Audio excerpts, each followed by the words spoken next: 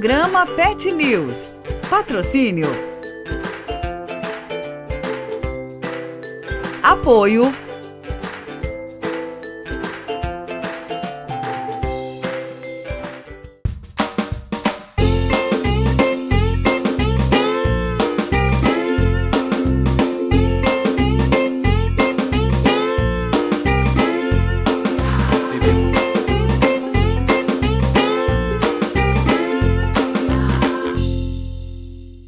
Olá, começa agora Pet News, um programa feito especialmente para você e o seu pet. E nosso programa de hoje está com muitas novidades. Vamos te ajudar com alguns comportamentos do seu cãozinho, falar sobre doma racional, oftalmologia veterinária e muito mais. E você é o nosso convidado especial. Participe conosco através das nossas redes sociais. E para começar o programa de hoje, vamos bater um super papo com a educadora Ariane e com a médica veterinária a doutora Gabriela. Vamos lá?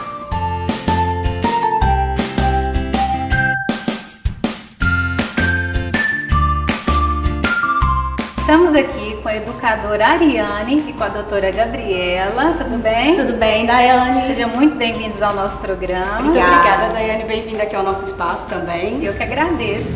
Ariane, eu já vou começar te perguntando sobre um comportamento muito comum em alguns cãezinhos, que é aquele momento que chega a visita e o animalzinho vai lá, fica pulando, latindo para as visitas. Tem como evitar esse comportamento? Olha, Daiane, realmente isso é muito comum, porque o cãozinho ele não está acostumado a receber tanta visita ou ir a tantos lugares, conhecer gente nova. Então ele fica eufórico, fica feliz. É novidade. Exatamente, é novidade, um cheiro novo, né? Nossa, alguém para eu interagir.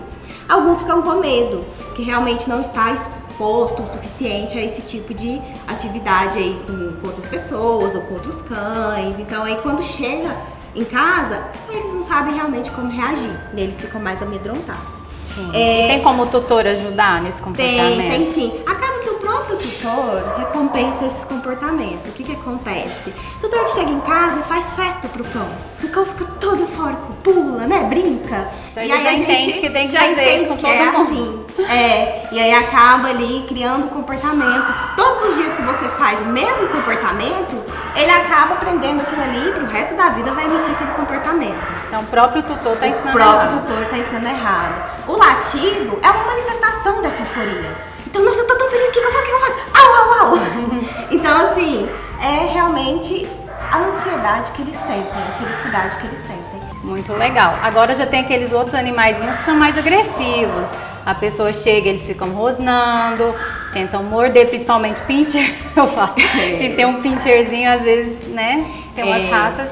Quanto menor a raça, parece que eles sentem até mais medo, sabe? Tudo é muito pra eles. O barulho é muito alto, né? As pessoas, né, são muito maiores. Então eles têm uma tendência a ter mais medo. Também, exatamente. E o que acontece? Às vezes a gente tenta forçar uma amizade e ele sente que tem que se defender.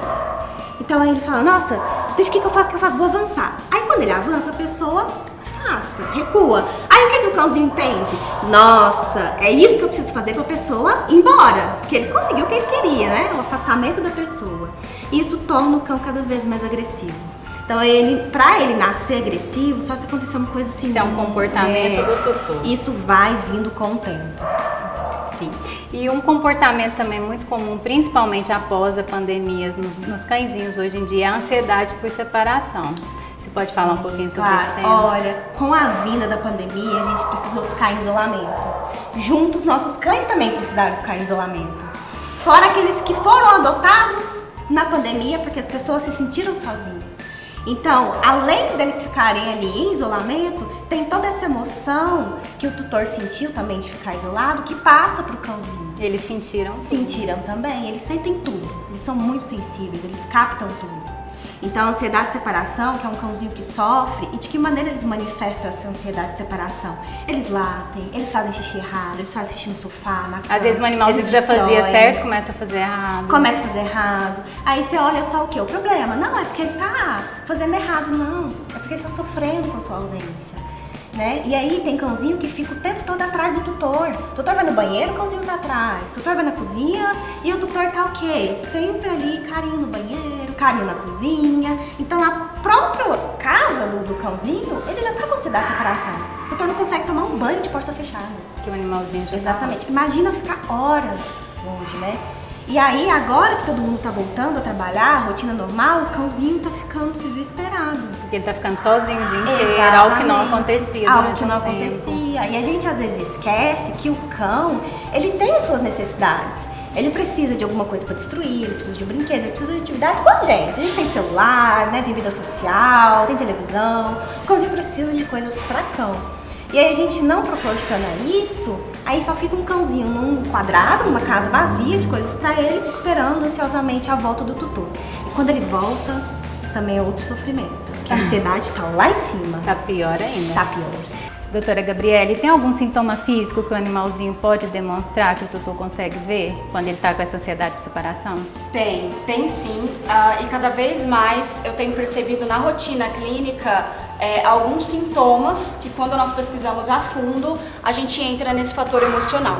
É claro que a gente tem que tomar muito cuidado quando a gente fala de sintoma físico, porque a gente não pode pressupor que tudo seja emocional, mas por isso é feita toda a avaliação médica veterinária para fazer essa investigação. Então, um animal que ele está com excesso de lambedura nas patas, por exemplo, que é muito comum acontecer, a primeira coisa que eu pergunto é se houve algo na rotina desse animal que mudou. 90% das respostas que tem vindo para o tutor voltei à minha rotina de trabalho, voltei a trabalhar presencial, a minha filha que ficava o dia inteiro com o meu pet agora está indo para a escola. E essa lambedura, que às vezes começa como um tédio do animalzinho, ele não tem nada para fazer, ele não tem um ambiente preparado para ele. Ele começa com essa lambedura... Do nada, de repente. De repente, pro tutor é como se fosse de repente. A gente começa a entender, induzindo o tutor a lembrar os eventos que possam ter acontecido. E muitas vezes, o fato dele lamber acaba levando bactéria, Pode dar uma infecção. a umidade favorece fungo, e aí gera uma infecção. E aí o que o tutor vê? A infecção, a lesão, a ferida. Então é muito difícil eles associarem. Vai tratar o machucado, mas a causa... Então a gente tem que tratar o machucado, a gente faz toda a triagem física primeiro, toda a triagem dermatológica, descobre o que está gerando aquele sintoma, mas o que gerou o sintoma, que é a lambedura inicial. Muitos animais são tratados, tomam antibiótico, tomam antifúngico, passam as pomadinhas, melhoram. Dá um mês, volta. E aí é o tratamento que não funcionou, é o remédio que talvez era fraco demais, e a gente acaba colocando mais remédio em cima desse animal, que na verdade o que ele precisa é uma adaptação do ambiente. Mudar a rotina. Exatamente. Muitas vezes, se a pessoa teve que voltar a trabalhar, o que você sugere para o animalzinho não ficar com essa ansiedade de separação? A primeira coisa é planejamento. Planejamento. É muito mais fácil a gente prevenir uma situação do que esperar ela estar instalada para resolver, tá? Então, é um planejamento. Você vai voltar a trabalhar, você sabe que daqui a 30, 40 dias você vai voltar a trabalhar, você se preocupou com esse animal, com o enriquecimento ambiental, você deu opções, como que ele está se alimentando? Você dá ali no comedouro a ração, a gente até brinca, né, a ração de graça ali para ele, ou ele tem que se esforçar e trabalhar um pouquinho para ganhar a ração, que são os comedouros integrativos que a gente fala. Que enriquecimento ambiental que faz esse animal ter o ato de farejar, de buscar coisas no ambiente, não precisa ser ter Fazer alguma coisa para esse animalzinho interagir, né? Ele precisa ter a gente fala que o animal ele tem que ter garantido as 5 liberdades. Todo mundo que tem qualquer animal em casa tem que entender que eles têm que ter essas liberdades resguardadas. Uma delas é ele poder expressar o seu comportamento natural. E aí cabe ao tutor buscar auxílio, buscar informação do que é natural para um cão. Natural para um cão não é ele ficar no ócio o dia inteiro. Natural é ele caçar para comer. Natural é ele farejar. Então, natural é ele roer. Até com a comida, o tutor já consegue. A gente coloca na rotina. Então, uma alimentação que o tutor tem que dar alimentação todo dia, 3 vezes ao dia, 2 vezes ao dia. Pega um porta-ração, as 30 gramas que você vai pôr no comedouro, põe no porta-ração, deixa ele se divertir um pouquinho, vai aumentando a dificuldade, vira até uma diversão assim, e insere isso na rotina. Se a gente faz isso desde antes, fica mais fácil. principalmente de filhote. Porque se o filhote aprende a brincar, fica mais fácil a gente ter ferramenta de enriquecimento para depois, nessa fase, se por exemplo o tutor ficou um tempo sem fazer e aí a gente precisou trazer esse enriquecimento, ele sabe brincar. Tem muitos animais que às vezes a gente coloca um brinquedo na frente e brinquedos adequados e ele não sabe o que fazer. Ele fica olhando, ele olha para o brinquedo, olha para a cara do tutor e aí o tutor fala, ele não gosta de brincar, ele não sabe brincar. E é importante a gente ter ferramentas. Se a gente deixa esse animal sem ferramenta nenhuma, fica mais difícil reverter o quadro. Ter um pet em casa reflete muito sobre nós, né, doutora? Exatamente. Então, a gente ficar atento a eles, mas a gente tem que olhar para nós também, né, pelo bem deles. Eu queria agradecer vocês duas por compartilhar o conhecimento de vocês com o nosso programa, com o nosso público. Tenho certeza que agora os tutores vão prestar mais atenção e, se Deus quiser, vão mudar a rotina, aqueles que deixaram de passear com seu animalzinho, não fazem brincadeiras, né, começar agora a mudar essa rotina. Muito obrigada. Obrigada a você, Daiane. Obrigada, Daiane. E no próximo bloco vamos falar sobre doma racional lá no Rancho Conquista. Voltamos já já, não saiam daí.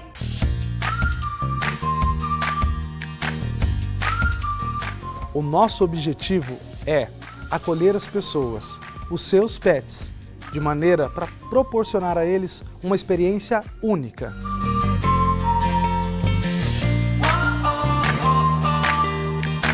Este é o Ecos Pet Park.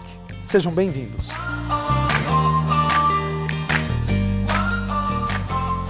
Olá, seja bem-vindo.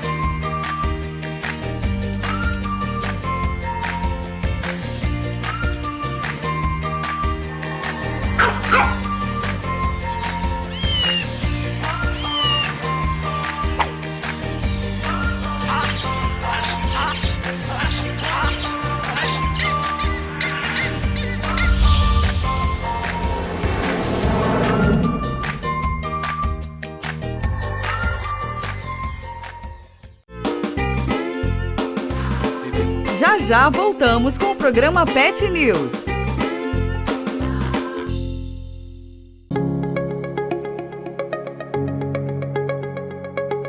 Nós aqui da Brumax, a vida inteira falamos que fazer limpeza, você bem sabe que é muito importante, fundamental, principalmente agora na pandemia e pós-pandemia, que é o que nós estamos passando. Mas para isso, você não precisa se matar, ter dor nas costas, no joelho, no ombro. Aqui na Brumax você tem soluções eficientes e para que você não sofra.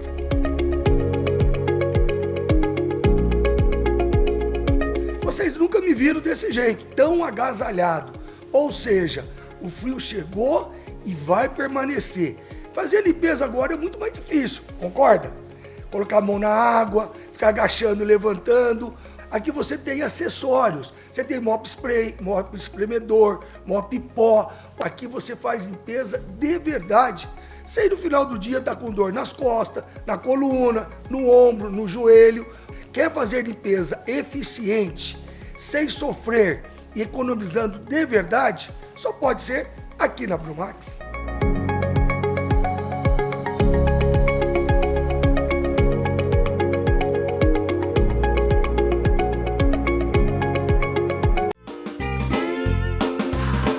Você está assistindo o programa Pet News.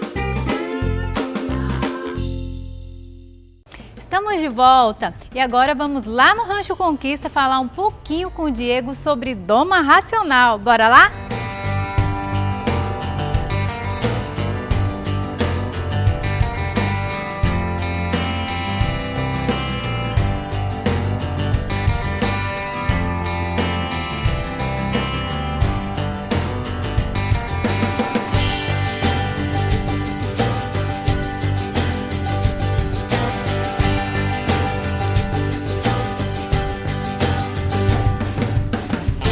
Olá, estamos aqui com o Diego, tudo bem? Tudo bem, Dani? É um prazer receber você aqui no nosso programa. Eu já vou começar te pedindo para explicar o que é a doma racional. Então, Daiane, a doma racional é um método que a gente usa, esse método já tem muitos anos que o pessoal já vem trabalhando ele e cada dia mais evolui.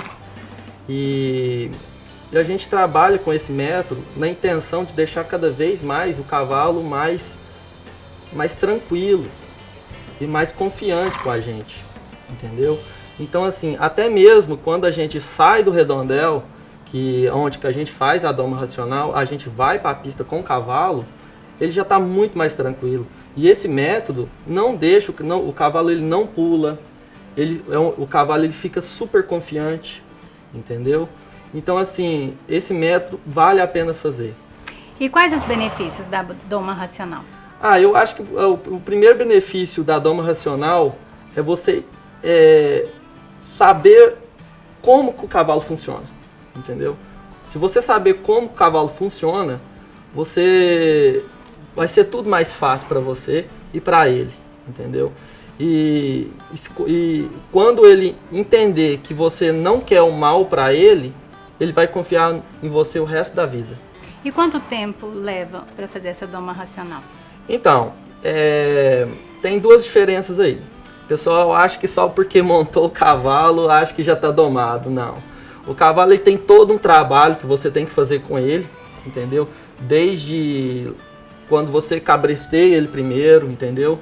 Depois você vem tirando as cócegas, vem colocando a primeira vez a sela, entendeu? Primeiro trabalho de guia, para depois nós montar o cavalo, entendeu? E depois disso ainda tem o trabalho de rédea na pista, entendeu? Então assim, uma doma racional completa para você já chegar, montar nele, já sair já para o pasto ou para uma competição, de 4 a 6 meses, entendeu? É o que eu faço aqui no rancho. E tem diferença no comportamento dos cavalos? E tem igual a gente, tem todo tipo de cavalo. Tem cavalo que é ansioso, tem cavalo que é super calmo, tem cavalo que é manso demais, entendeu? Então assim, cada cavalo é um indivíduo diferente. E você vê diferença no sexo? Você acha que a égua é mais mansa, o cavalo? Então, tem assim, em questão de... Na época do cio mesmo, nós vemos que as éguas ficam mais sensíveis, até mesmo na doma racional, entendeu? E o cavalo é por ser garanhão, né? Então vai chegando ali mais ou menos 2 anos e meio, 3 anos, né? Eles já ficam todo ponente demais, né? Então isso demonstra um pouquinho sim. E tem uma idade ideal para começar a doma racional? Sim, tem. Depende. Tem treinadores que começam igual no quarto de milha. Eu trabalho mais com quarto de milha aqui.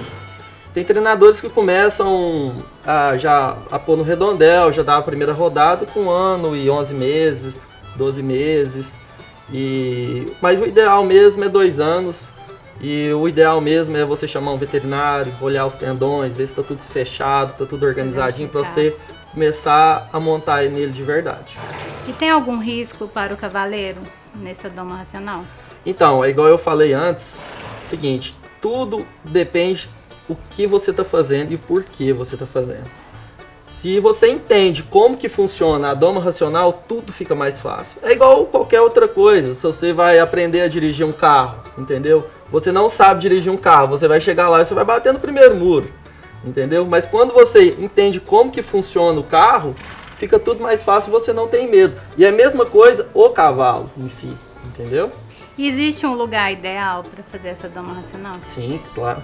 Tem o redondel, assim, antigamente eu fazia essa doma sem redondel, entendeu? Era com muito mais dificuldade, entendeu? Redondel é e o redondel é um lugar redondo, que tem os diâmetros certos ali.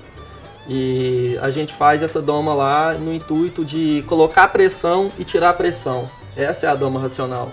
Isso foi estudado desde lá atrás, entendeu? É todo um método estudado por muito tempo, entendeu? E o redondel ajuda a fazer isso.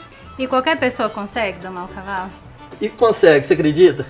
Eu dou muito curso aqui de doma racional e as pessoas ficam assim, nossa, mas será que eu vou dar conta de fazer? E assim, e no segundo dia as pessoas estão montando o cavalo, entendeu?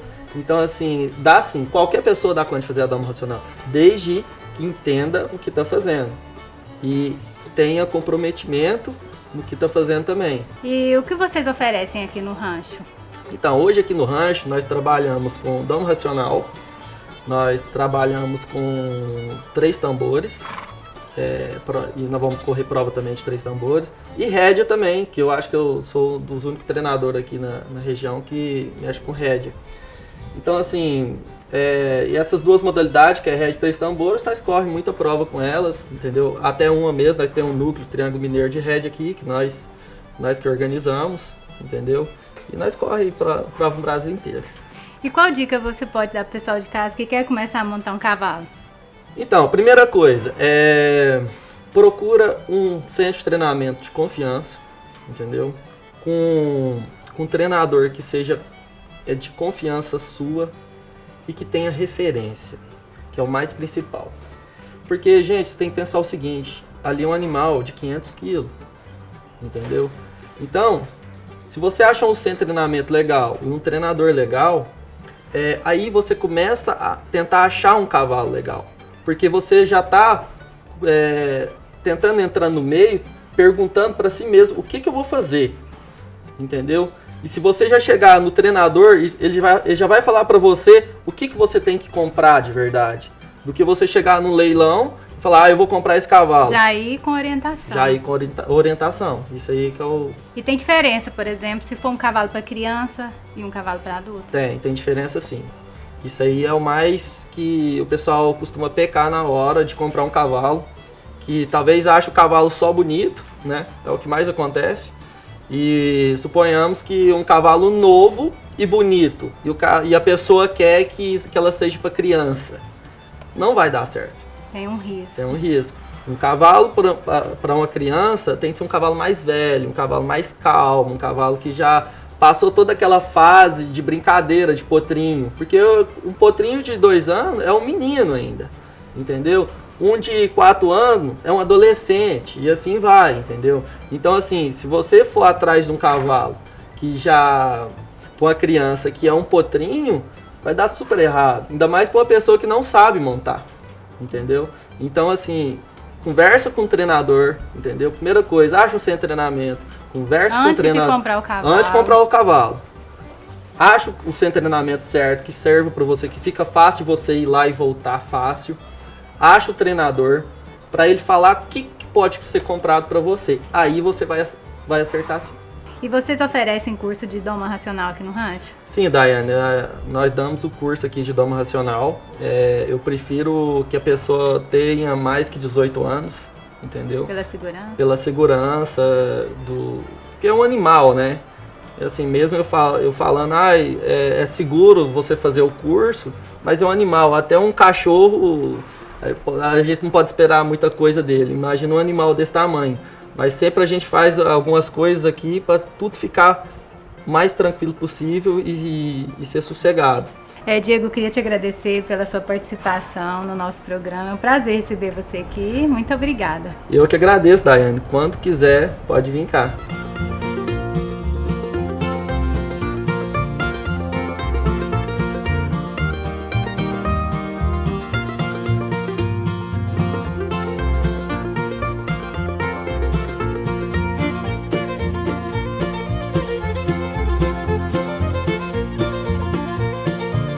Gostaram dessa matéria do Rancho Conquista sobre doma racional? Legal, né? E no próximo bloco vamos falar sobre oftalmologia veterinária com a doutora Aline. Voltamos já já. É hora de investir e a Brumax tem a oportunidade certa para você. Seja um micro franqueado Brumax. Um modelo único de negócio criado para você lucrar e conquistar a sua independência financeira. O tapete personalizado é um produto de excelente qualidade, com alta demanda no mercado e retorno financeiro imediato. Você não precisa ter um ponto comercial e nem estoque. Tenha seu próprio negócio, a sua independência financeira e lucre muito sendo um micro franqueado Brumax. Tradição e credibilidade são marcas da ExataVet, farmácia de manipulação veterinária. A ExataVet possui estacionamento próprio e o atendimento é rápido e especializado. A ExataVet também recebe sua solicitação e faz seu orçamento pelo WhatsApp. Com laboratório próprio e tecnologias sempre atualizadas, a farmácia oferece suas medicações com altíssima qualidade e todas as certificações exigidas, garantindo a mesma eficácia dos medicamentos industrializados, com um custo de até 50% mais barato que os convencionais. Conheça a ExataVet, saúde animal na dose exata.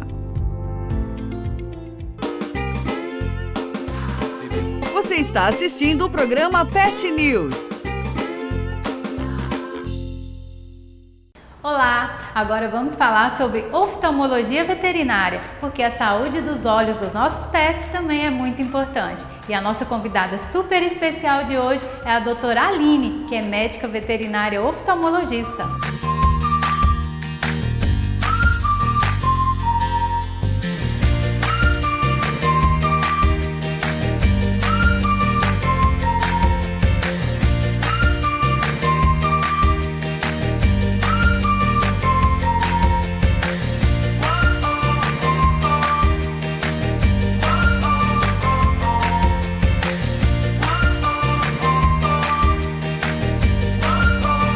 Olá, estamos aqui com a doutora Aline. Ela é médica veterinária oftalmologista. Tudo bem, doutora Aline? Tudo bom. É um prazer receber você aqui no nosso programa.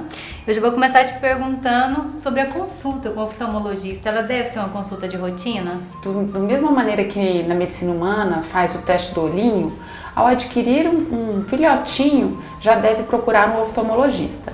E aí, durante a vida, a gente recomenda consultas anuais. E quando que o proprietário deve procurar o oftalmologista? Sempre que tiver qualquer alteração. É muito frequente algum cliente chegar no consultório falando que existe, por exemplo, é normal na raça, em tal raça ter remela. Não é normal. Qualquer alteração nos olhos? Desde uma secreção a olho vermelho, ou um piscar mais frequente, ou uma dificuldade de visão, são todos sinais que os tutores têm que estar atentos para procurar um especialista. E quais as principais patologias nos cães e nos gatos? A principal patologia nos cães é o olho seco e as úlceras. As diversas formas de olho seco, desde um olho seco real, que é a diminuição da porção aquosa da lágrima, até um olho seco que a gente chama de evaporativo, é a alteração mais comum. As úlceras de córnea, de maneira geral, também são bem frequentes nos cães, e nos gatos são as doenças virais, então são as conjuntivites virais. E se o proprietário demorar para levar o animalzinho ao oftalmologista, pode ter sequelas? Sem dúvida. Quanto mais demorado for a busca por ajuda, mais difícil pode ser reverter o problema. Em algumas situações, isso pode custar a perda da visão ou mesmo a perda da estrutura. Vale lembrar, eu faço sempre uma campanha no meu Instagram que eu peço assim, para que os colegas veterinários não façam nucleação, que o olho não é só um órgão responsável pela percepção de visão. Ele é um órgão que ele é responsável por captar a luz e mandar uma mensagem para a glândula pineal para o estímulo de produção do hormônio melatonina. Então, mesmo um paciente que não é visual, ele precisa da estrutura. Então, são alguns casos, a gente vai, às vezes, em casos de neoplasias, que acometeram toda a estrutura ocular, é necessário remover o olho. Mas a enucleação ela não deve ser praticada como uma medida de correção, por exemplo, de um olho perfurado. Um olho perfurado tem jeito e procurando um especialista tem muito recurso. Doutora Aline, o que mudou na oftalmologia nos últimos anos? Nossa, mudou muita coisa. Eu sou oftalmologista desde que eu entendi, desde que eu formei. Então eu formei há 17 anos e de lá para cá a minha área mudou muito. Então no primeiro momento eu tive que divulgar a especialidade e divulgar como era trabalhar como especialista numa cidade grande como Uberlândia, mas que tinha uma mentalidade do interior. Hoje a gente tem muito mais recurso, então acho que talvez a cirurgia de catarata seja o melhor exemplo. Há 15 anos atrás não se colocava lente intraocular, era uma cirurgia com resultado duvidoso. Hoje a gente tem exames que a gente vai para uma cirurgia sabendo dar uma posição para o tutor, se o paciente tem boa chance de enxergar, chance ruim de enxergar e resultados excelentes no pós-operatório. Até os equipamentos, né, doutora Aline, também mudaram, né? Os equipamentos mudaram muito. Por exemplo, na parte de retina, a gente consegue, por exemplo, com esse equipamento aqui, que é o VolcanView, que é uma câmera que a gente faz um foco na retina, a gente faz imagens, vídeos e fotos da retina e a gente pode discutir um caso de um paciente daqui de Uberlândia, do Brasil, com um colega dos Estados Unidos, da Alemanha, e fazer uma medicina muito globalizada, assim, é bem bacana. A gente pode discutir casos e colocar em software, analisar de uma maneira mais mecanizada estruturas que antes a gente tinha uma lente rudimentar, então evoluiu muito a oftalmologia. Doutora Aline, você pode falar um pouquinho sobre a abordagem integrativa? A abordagem integrativa, ela é maravilhosa, porque o olho, ele tem, na embriologia, na formação do embrião, o olho ele tem todos os folhetos para formar o olho, e ele é uma das primeiras estruturas a se formar. Então ele é considerado na medicina integrativa um dos melhores microsistemas. Então o que é isso? É a parte pequena que fala do todo. Pelo olho, Daiane, a gente consegue saber de todas as estruturas à distância. Então a gente consegue saber como que está o pâncreas, como que está o fígado, como que está o funcionamento de doenças, fazer não um diagnóstico, mas a diagnose de doenças de uma maneira precoce. E é um tratamento mais que a gente fala do foco preventivo, que é muito melhor a gente prevenir uma doença do que já esperar a doença depois que ela está instalada. Então a gente tem um universo de possibilidades de fazer diagnóstico de doenças como hipertensão arterial sistêmica, assim, é das mais simples às mais complexas doenças, desde doenças metabólicas, doenças hormonais. Esses diagnósticos podem ser feitos através da íris e do olho. E quais os tratamentos e cirurgias mais comuns aqui na clínica? As cirurgias de perfuração são as cirurgias mais comuns, porque as úlceras, às vezes, elas podem se complicar e evoluir para uma perfuração. A cirurgia de catarata, a gente faz aqui na clínica, a gente oferece com exclusividade na região a cirurgia de glaucoma.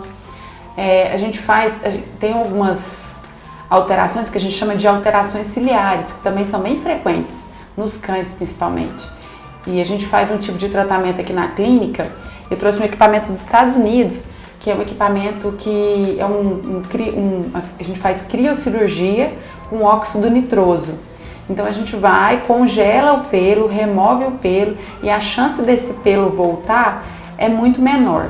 E o maior benefício desse tratamento é que ele não mata, não agride a glândula que produz a porção oleosa, diferente de outros tratamentos. Por exemplo, cauterizar o pelo não é a conduta mais indicada mais. E você acredita que as raças influenciam nessas patologias, a raça do animal? Sem dúvida. Quando a gente seleciona algumas raças, os braquicefálicos acabaram tomando gosto da população mundial, assim, são raças difundidas mundialmente. E por quê? Porque eles têm uma feição mais humanizada, porque parece mais com o humano, porque o nariz está no mesmo plano do olho. Então foi fazendo uma seleção de um tipo, de uma estética, em detrimento da seleção da função. Então seleciona um pelo bonito, um pelo liso, ou um pelo duro, ou um pelo arrepiado, ou um cachorro baixo.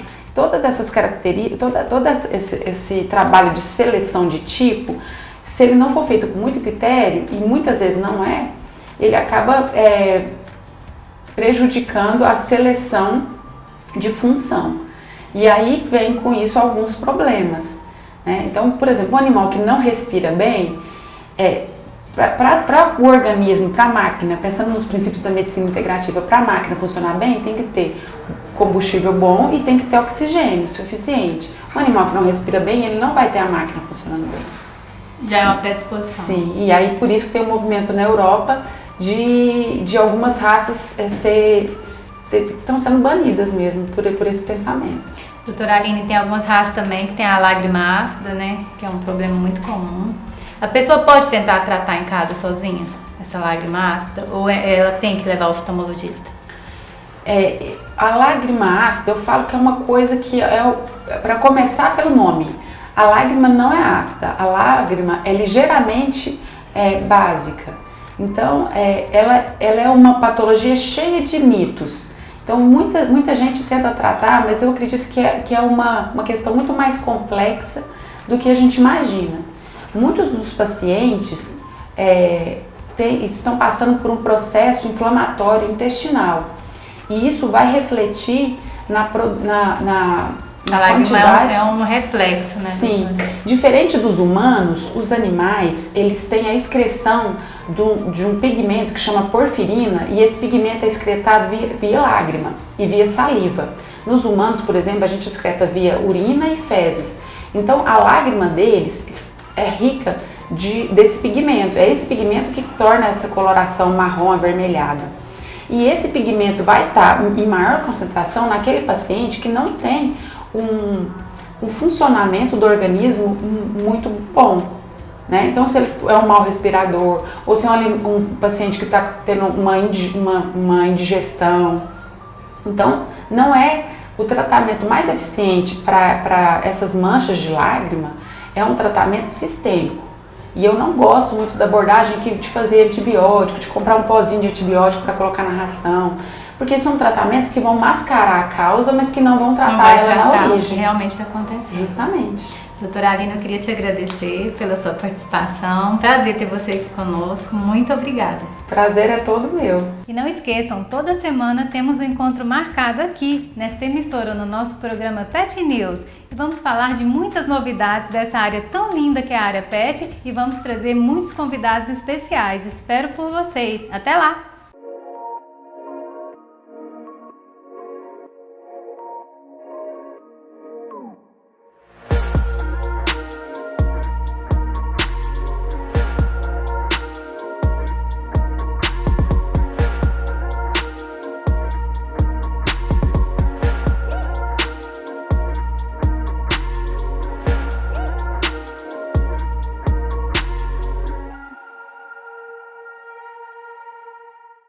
Você tem um negócio e deseja ter mais clientes? Então saiba que a internet pode ajudar sua empresa a dominar sua região. Uma das maneiras de vender todos os dias é criar desejo através das redes sociais e aparecer no Google para quem busca pelo seu produto ou serviço. Fature mais em todos os meses com a assessoria Doutores do Marketing. Entre em contato conosco e faça uma consultoria gratuita.